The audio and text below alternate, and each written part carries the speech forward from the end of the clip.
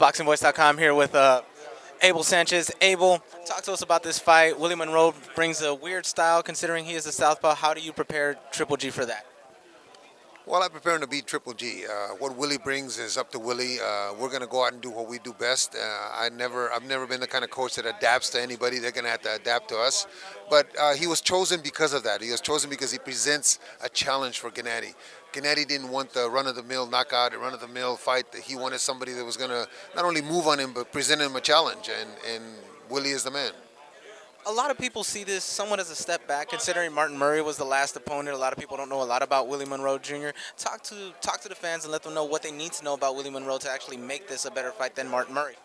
Well, Willie Monroe won the Boxino tournament, and he beat a guy that we use in the gym for sparring who does very well with Gennady, a guy named Brandon Adams. So he may not have that resume, but he's got a lot of ability, and he's got a really quirky style. But I think the Willie doesn't need to be the one criticized. The ones that need to be criticized is the ones that won't step into the ring with Golovkin, which is Cotto, Quillin, all those guys.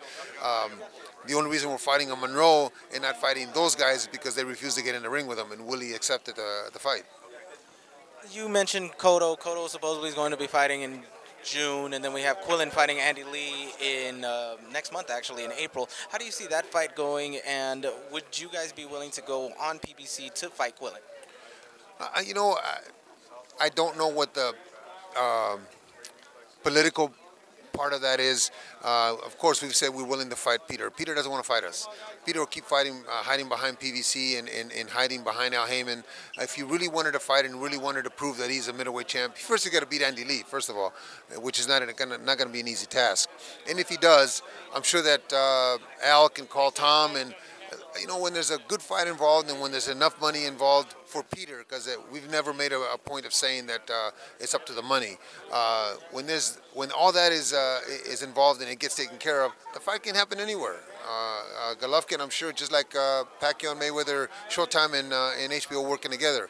When there's a fight that's worthy out there, they'll find a way, but they have to make the call. Golovkin is said many times that he's willing to fight Quillin. So what else do we have to do? Of course, if they came to us and presented a contract, or came to Tom and presented a contract, then it's more of they really want to fight. I would hope that fight gets made before either one of these guys gets to be 40 years old, like Brundage is fighting Cotto.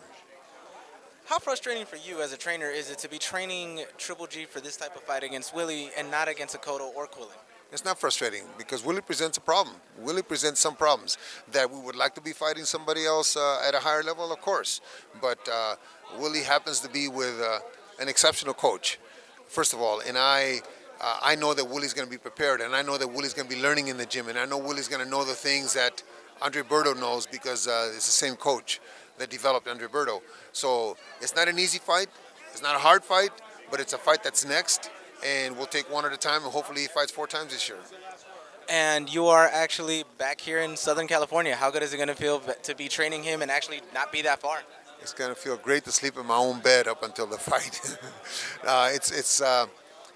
It's fun to be back here because there's a lot of people that we know. It's going to be fun because I know the arena is going to be filled just like the StubHub Center was, with all that ambiance and all that Mexican screaming for the fight and for Golovkin. So I anticipate Gennady putting on a good show again like he did at the StubHub.